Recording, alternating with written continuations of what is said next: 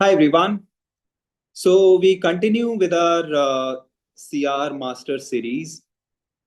We had in the last class covered beacon, and before that we covered assumption and inference. Uh, as always, what I'll do is we'll cover some theory basics of strengthen. Just spend a couple of minutes there, understand what we are trying to do when the question asks us to strengthen the argument, and then we'll solve some questions. Now, the questions today, what I've done is I have segregated them as per the difficulty level. So they have been arranged from level 1 to level 3, and in each level there are two questions. So we start with the easiest two questions, and then we go on to the more difficult questions. Let's get started with strengthen. So strengthen questions, again, they are frequently asked both in Clat and AILET. And again, much like weaken or assumption, they are truly testing whether you have understood the argument, right? And you have understood its structure, you have understood the author's big idea or the viewpoint, right? The approach is again on expected lines. You have to identify the conclusion first. In many cases, the conclusion is just the author's opinion. So you understand the author's position. The correct option, obviously, the correct option, whatever the correct option is, it will support that author's position.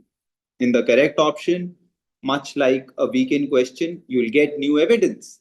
But this time around, the new evidence supports the author's position.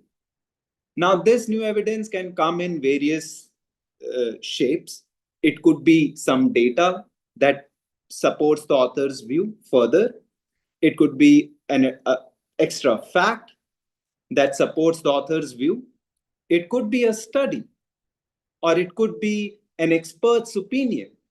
It could also be an analogy that supports the author's position, right? So, yeah, we identify the conclusion.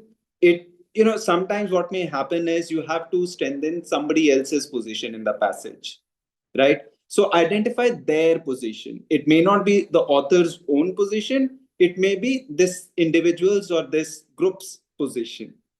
And then be sure of that position and then go into the question and the options. The new evidence so presented in the options is taken to be true. What it means is whatever is given in the option has to be assumed true. We don't have to test them whether they are true in the real world. We are not eliminating options because they might look exaggerated, right? Whatever, in whichever way is given in the options, just take them to be true and check whether if this option were to be true, does this support the author's position? If it does, that's your correct option, right? So I think we can now go into the questions very quickly, how arguments are strengthened. So this we also discussed when we were discussing the weekend questions. So in the weekend questions, we said the weakening scenarios were, there is an alternate cause for the author's explanation. So the author identifies a problem and identify its root cause. If there is an option that tells us something else is the cause, something else is the reason, that weakens it. Now, in a strengthened question, quite understandably, if an option eliminates an alternative explanation, that will strengthen the author's reasoning. For example, the author says A causes B. And if an option shows that an alternate cause, let's say C, or I can just write AC, abbreviation for alternate cause does not cause B. So this option will strengthen A causes B, right? Also, if there is an option that says B does not cause A, that option too will strengthen the author's position. Remember, the author's position is A causes B, right? Or provide additional evidence that we understand. Strengthen a causal relationship. Strengthening a causal relationship would be something like this. The author is eliminating an alternate cause, or the option rather is eliminating an alternate cause, or you are eliminating the reverse of it. It could also be you are showing new data to reinforce A causes B, right? Maybe you are showing some other sample that shows A causes B, right? So you're strengthening a causal relationship, or you're providing additional evidence for the author's conclusion, or you're eliminating an alternative explanation, or you're supporting some assumption that the author has made. That's what the correct options will be doing in a strengthened question. Now, let's start with the questions. And we start with the easy ones. As I had said, I've arranged these questions in order of difficulty. So let's start with this. I'll just clear the screen for you. So again, I'll give you some time to solve it on your own, and then we'll discuss it.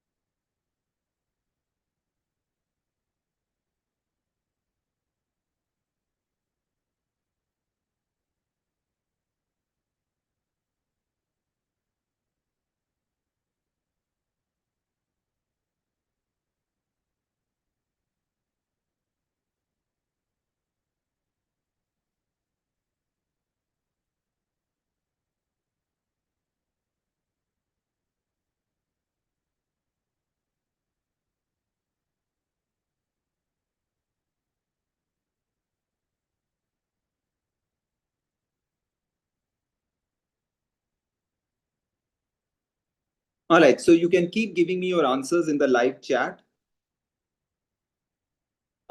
Let's do this one together.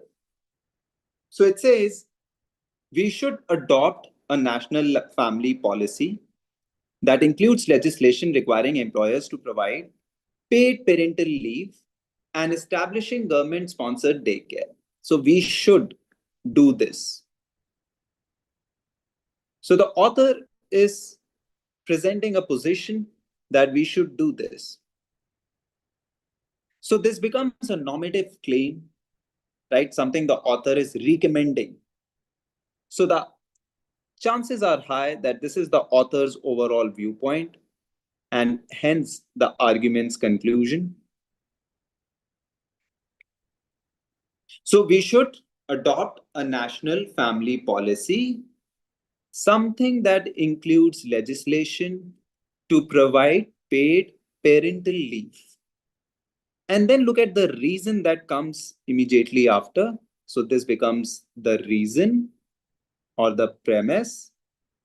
So the reason is such laws would decrease the stress level of employees who have responsibility for small children, right? Why should we adopt this family policy? Because such laws would decrease the stress levels of employees.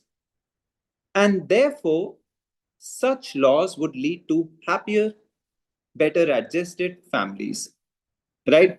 So now if you look at this, thus, this is a conclusion based on the previous statement. So this becomes the, as we understand, a sub-conclusion, right? This in turn supports the main conclusion. So the sub-conclusion is such laws would lead to happier, better adjusted families. Therefore, we should adopt such a national family policy that includes such a legislation. Right? Now let's see what strengthens it. Option A, an employee's high stress level can be a cause of unhappiness and poor adjustment for his or her family. So high stress level. So this was never given to us, right? We weren't given the connection between stress levels and happier. Although we may have made that connection in our head, stress levels and happy, but such a connection what was not really given to us. What connection? That if I lower the stress, people will become happy, or let's say happier. And option A just states that, right? High stress level can be a cause of unhappiness. So stress high, unhappy, or less happy, we can say. Less happy. So, it could just have been a correlation, high stress, or let's say low stress and happier. That could just have been a correlation. But option A just reinforces that cause effect relationship. How does it reinforce? It says high stress level can be a cause of unhappiness. If I reduce the stress, therefore, people will become happier. It just reinforces the causal relationship that the author relies on. So option A looks very good. Option B, people who have responsibility for small children and who work outside the home have higher stress levels than those who do not. How does this impact anything? The author's point is simple. If you give them this parental leave, right, stress levels will be reduced and they will become happier. How does this add to that reasoning that people who have responsibility for small children have higher stress levels than those who do not? This does nothing. Does this show us that such a policy will actually help? No, it doesn't. It doesn't show us that. Option A shows us that, right? By reinforcing the causal relationship. So B is out. C, the goal of a national family policy is to lower the stress levels of parents. Now, that's a good sort of trap option. It looks attractive. The goal is to lower the stress. But what is the author's reasoning behind it? The author's reasoning is we should do this because it really helps bringing down the stress levels and making individuals happier. Now, whether the goal is to actually lower the stress doesn't impact that argument. Let's say the goal is actually to lower the stress, but it does not accomplish it, right? Then, it does nothing to the argument. Having a goal is different from that it actually results in lower stress, right? So C does not show that it will actually result in lower stress or happier individuals. It does not show us that. It just tells us that that's the intention. Intention is not equal to the ultimate consequence. So C is out. D, any national family policy that is adopted would include legislation requiring employers to provide paid parental leave and establishing government sponsored daycare. Okay, how does that fact do anything to the argument? Nothing. We just have to strengthen the position that this should be done because it results in happier individuals.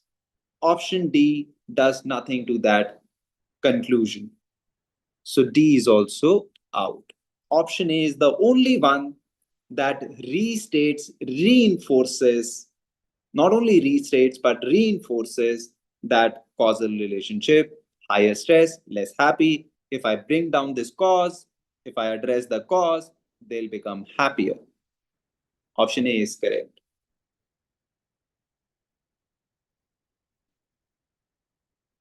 All right. Let's go to the next. Again, this is a level 1 question, the easier one. So you solve it on your own and then we discuss it.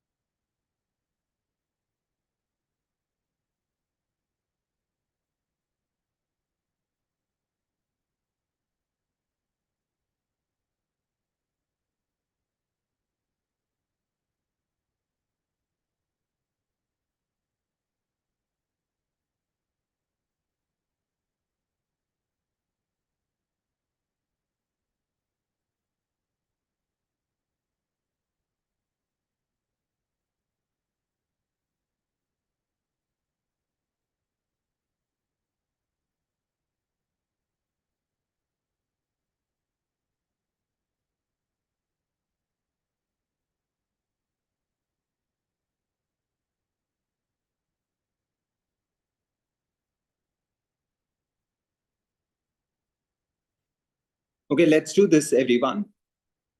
So it says Dosa Point, wishing to increase the profitability of its new store, will place a coupon in the local newspaper offering a free dosa. What is the intention?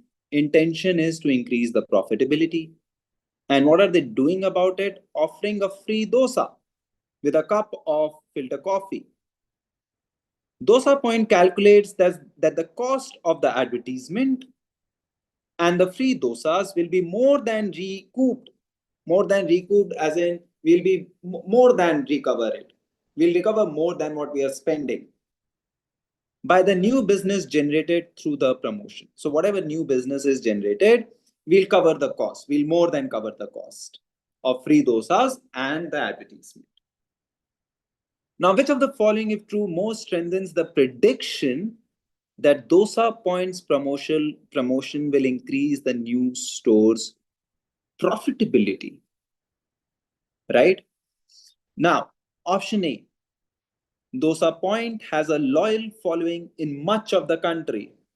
Okay, it looks like strengthening, it may look like a good option, but then come to think of it, maybe they have a loyal following in much of the country, but not in this city or state or region.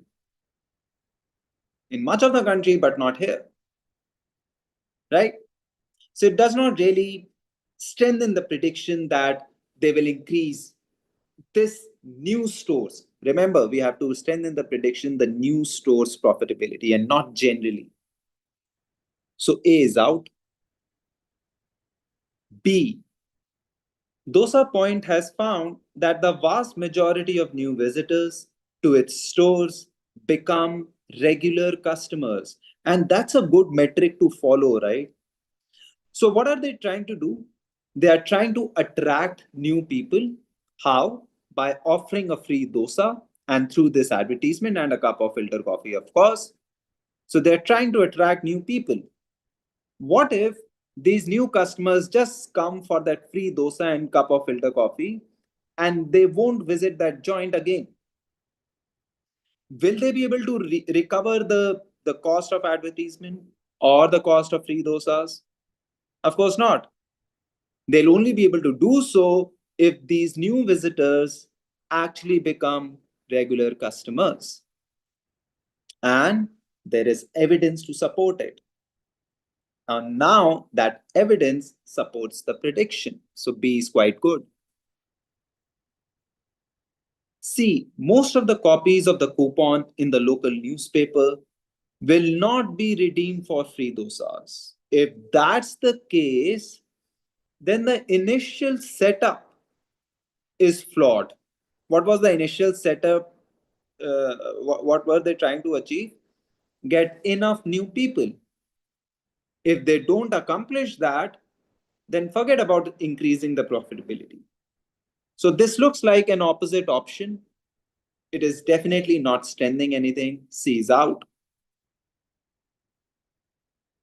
Dosa points stores are generally very profitable. Okay. Generally, again, this looks like an option very similar to what option A was trying to do, right? Loyal following in much of the country, generally very profitable. We don't know. Maybe this particular store is not located, strategically. Maybe this is a completely different demography, right?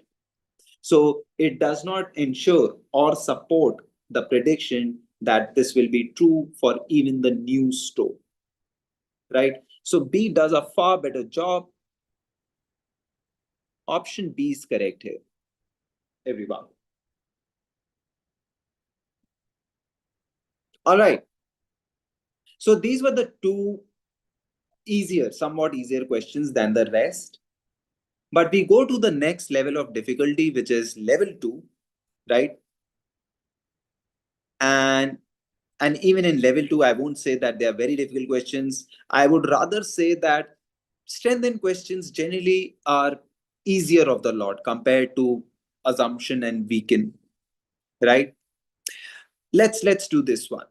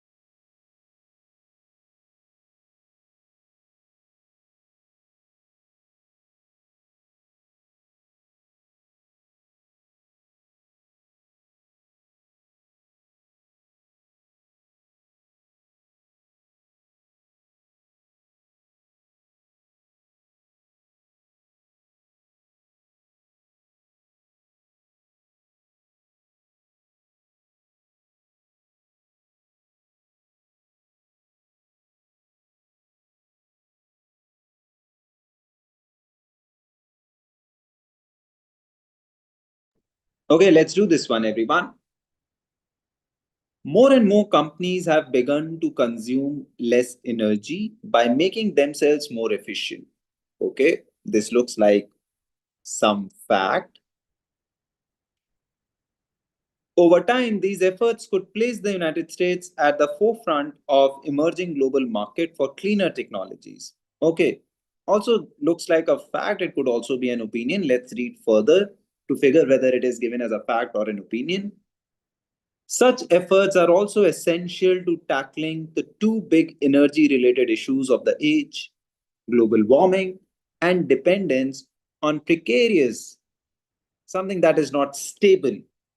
Precarious is not stable supplies of oil. So it's also essential to sort of tackle these two issues: global warming and dependence on precarious supplies of oil. Which efforts?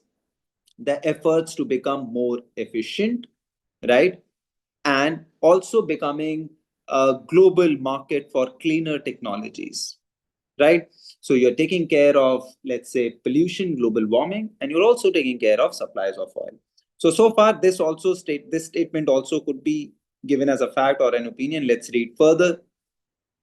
The federal government should, and there comes an important word, should, encourage these efforts by providing the necessary incentives, whether as loans, direct grants, or targeted tax breaks, right? So the last statement looks like the overall opinion, viewpoint slash conclusion. So the conclusion is that the government should encourage these efforts by providing necessary incentives.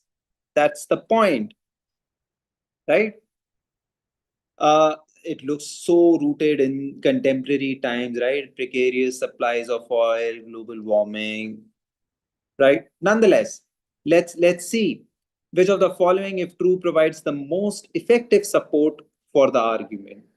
Basically, we are looking for an option that strengthens the author's view, the overall view, which comes towards the end, that the federal government should encourage these efforts by providing the necessary incentives. We have to strengthen this part, the last line.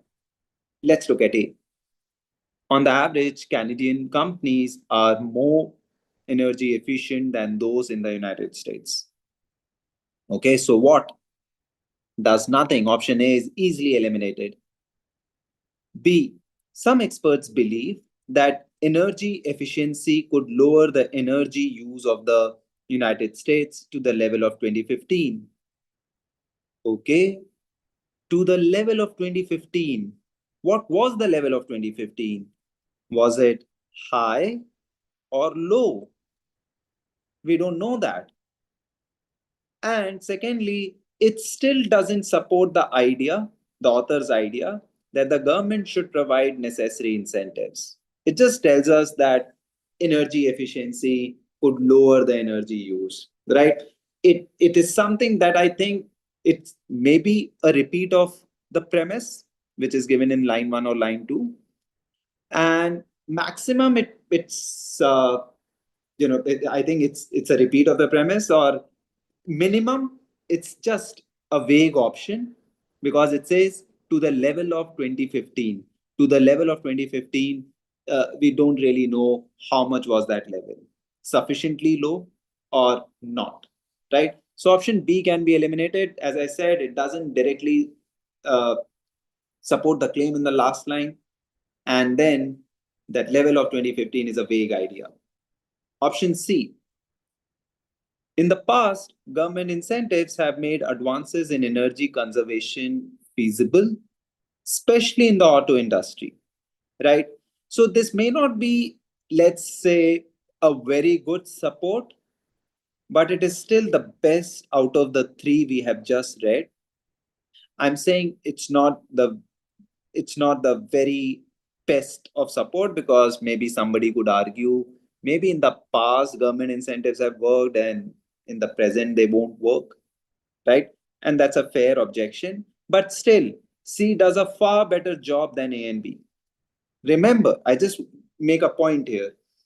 In these questions, in these critical reasoning questions, strengthen or otherwise, we aren't really looking for a perfect option, an ideal option. We aren't looking for an perfectly phrased statement. We are just looking for an option that's the best of the lot. So far, option C is the best of the lot. We'll keep this. Uh, D says the dependence on foreign oil is a greater problem in the present than global warming. Okay, one problem is greater than the other problem. Does it support the view that government must provide these incentives? No, it doesn't. D is out. Option C is correct. It clearly tells us that in the past, government incentives have worked in energy conservation efforts. So option C is correct there. All right. Let's go to the next one, which is categorized as level 2, slightly more difficult than the first two questions. Let's do this.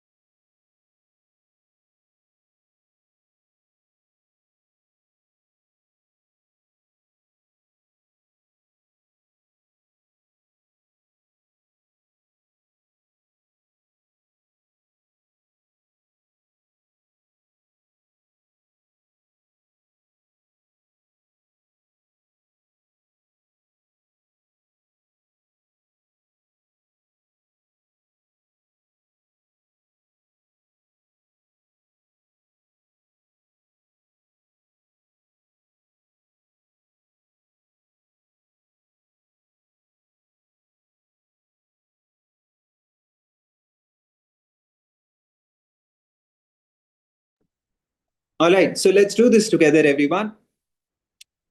Budget constraints have made police officials consider reassigning a considerable number of officers from traffic enforcement to work on higher priority serious crimes. So they'll put some officers, they'll take out some officers from traffic enforcement, and they'll assign them these higher priority to sort of stop higher priority serious crimes, to prevent higher priority serious crimes. And the idea could be that they'll be put to better use if they are assigned these serious crimes, preventing these serious crimes instead of you know enforce traffic. So that's the idea, right? uh, and the budget constraints are sort of driving that idea. Now, uh, the author's opinion we don't know yet. Let's read further. Reducing traffic enforcement for this reason would be counterproductive. I'll just highlight it in green. Would be counterproductive. However, so if you are reassigning these traffic enforcement cops to these higher priority serious crimes, the author's point is this will be counterproductive. And why is that?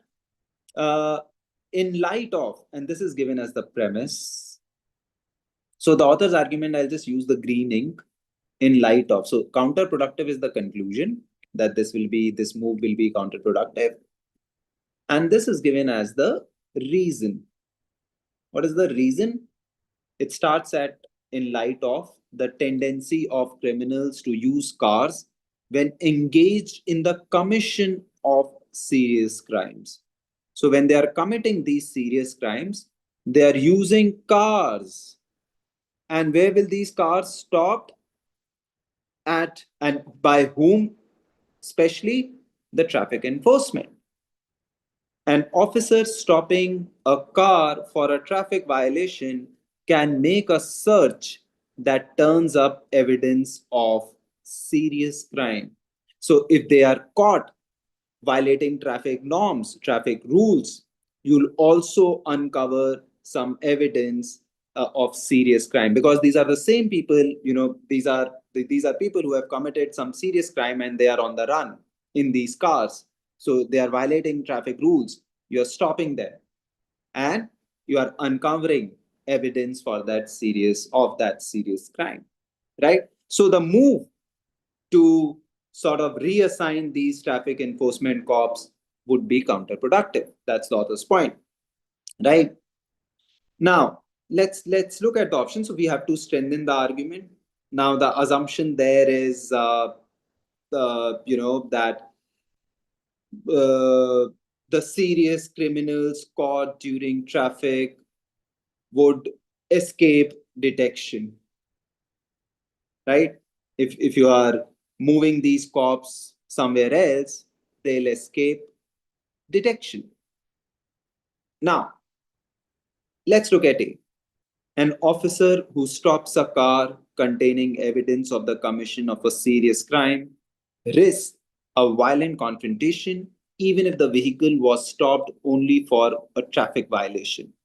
So what it tells us is that if you, as an officer, stop a car containing evidence of a serious crime, there could be a violent confrontation between the officer and the criminals. Does that support the idea that this reassignment, right, that this realignment or reorganization will be counterproductive because these criminals won't be detected in traffic or while they are violating a traffic rule? It does not support that idea. It just talks of some other thing. It just tells us that if you stop these people, there may be a violent confrontation. So maybe this is telling us to keep the cops safe.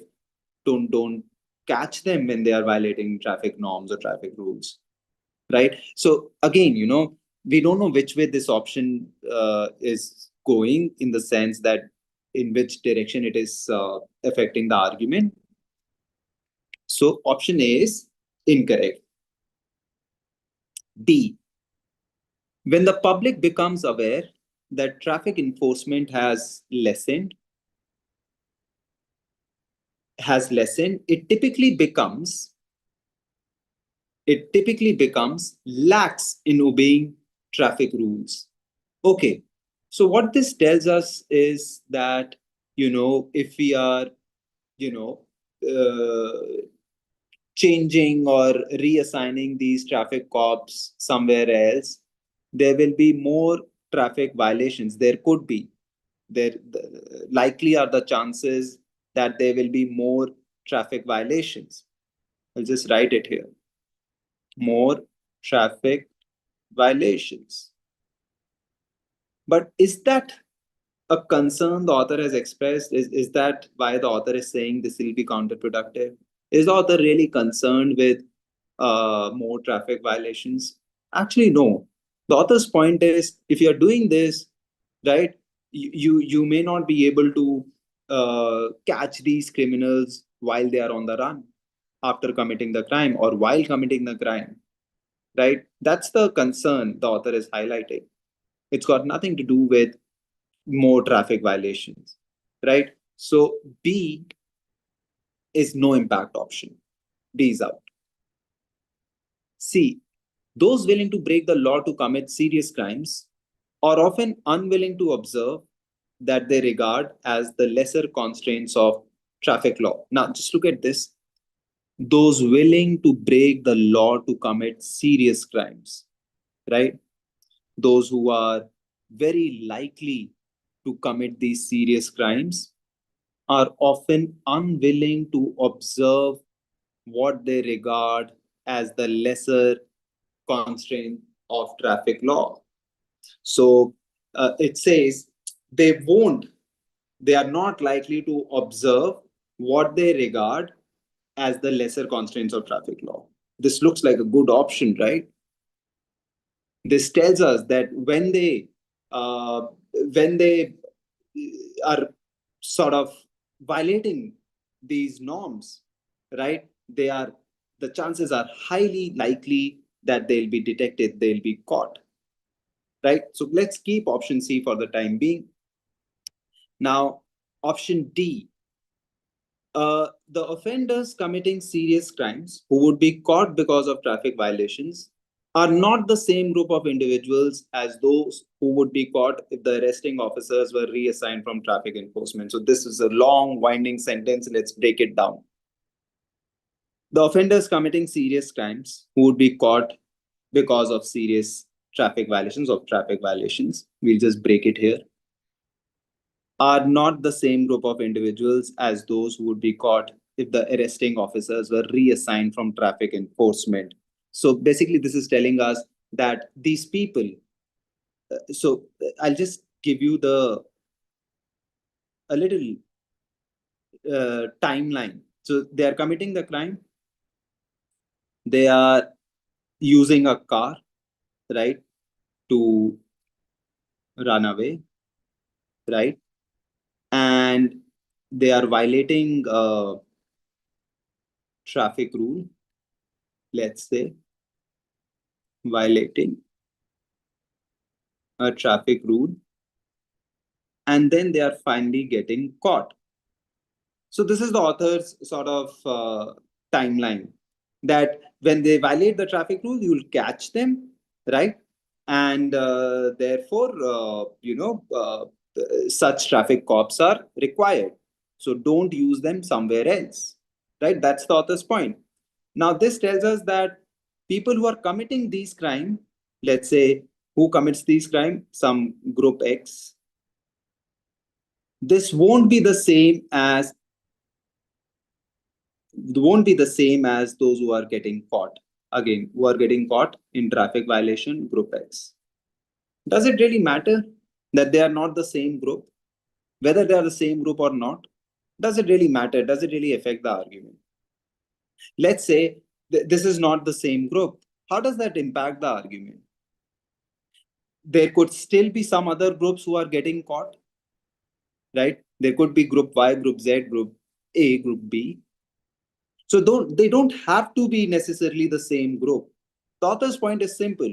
If they are on the run, they'll be caught violating the traffic law, right? And there you can recover evidence or uncover evidence of that serious crime.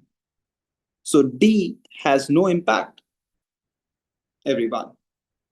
C is correct.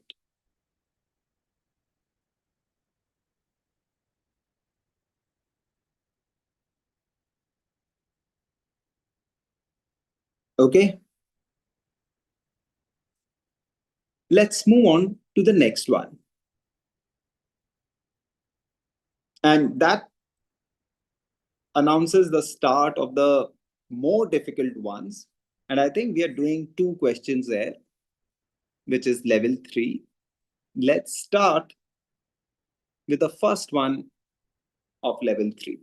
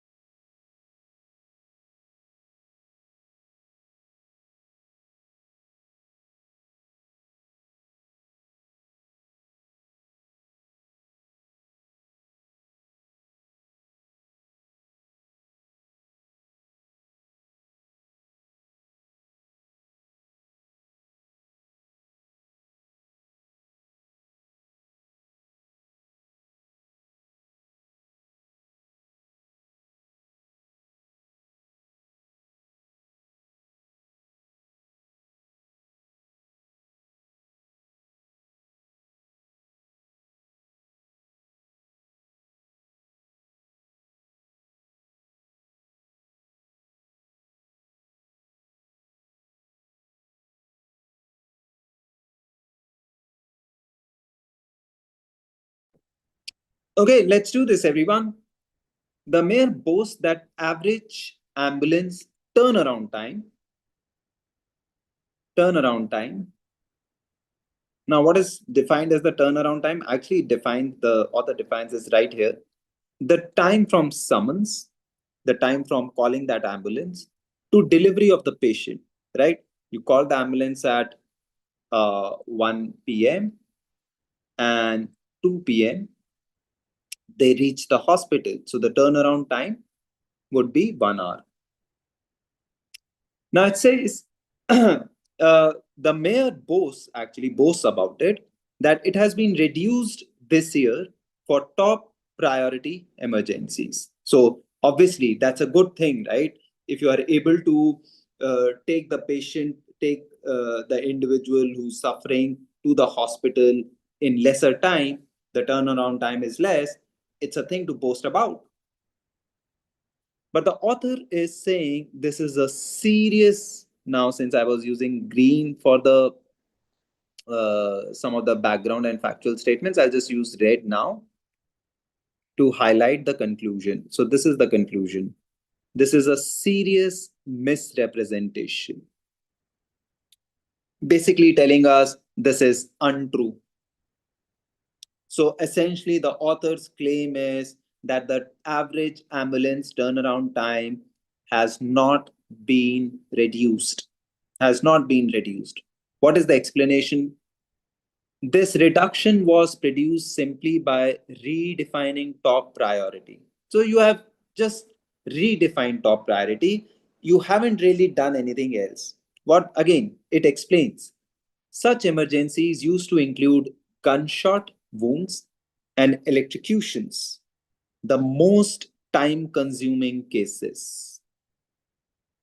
Now they are limited strictly to heart attacks and strokes. Let's say the average time for gunshots was 2 hours, and then electrocution was 3 hours, right? And for heart attacks and strokes, it was, let's say, 1 hour, right? This was the turnaround time, ambulance turnaround time, right? So you would do how many heart attack and strokes, X, and how many gunshots, Y, and how many electrocutions, Z, and you'll calculate the average, right? Obviously, the average would be greater than 1, right? Now, if I just remove these two, gunshots and electrocution, will it bring down the average? Yes. Have you done something additional here? No. You have just changed the definition. Now you are saying earlier you used to say, top priority as these three. Now you're saying top priority is just heart attack and stroke. So you haven't done anything really.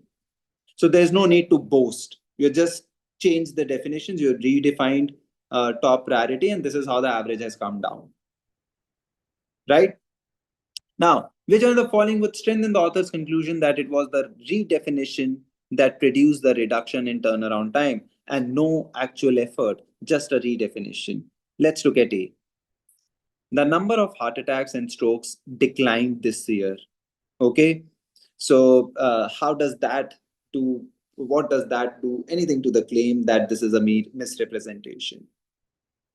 Nothing, because we are talking of average turnaround time. If number of heart attacks and strokes have gone down, that does nothing.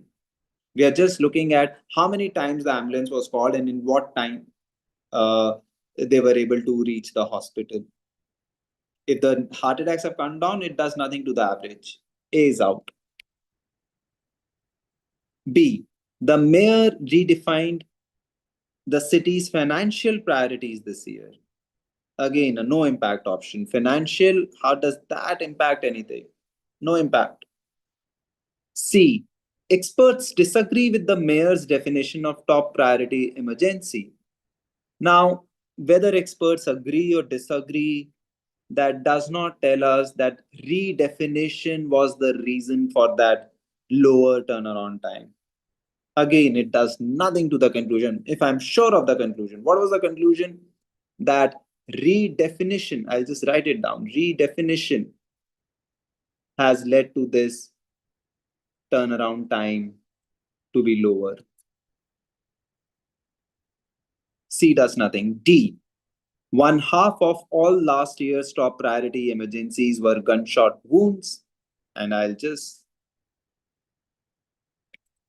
clear the screen somewhat here so that it is clearly visible. Option D, one half of all of last year's top priority emergencies were gunshot wounds and electrocution cases.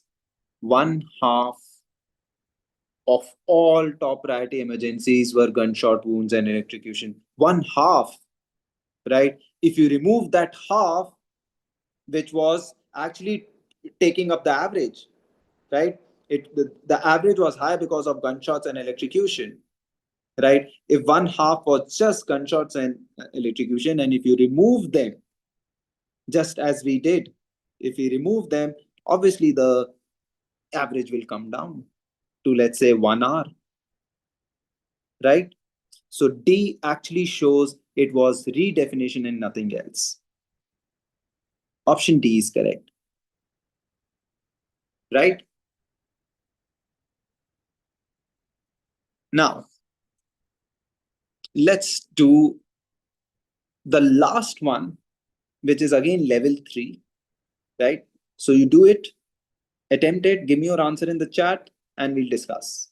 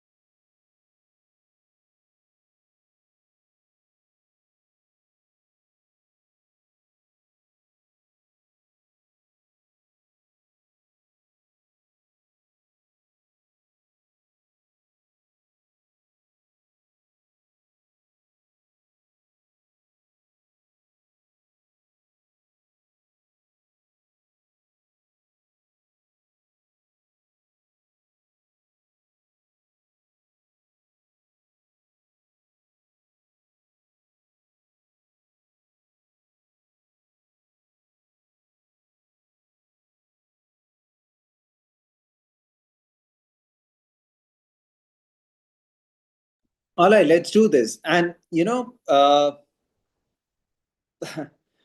Arya, just wait for it. So I'll tell you what, this is a level 3 question because it is hard to detect the conclusion, and we start thinking in the opposite direction.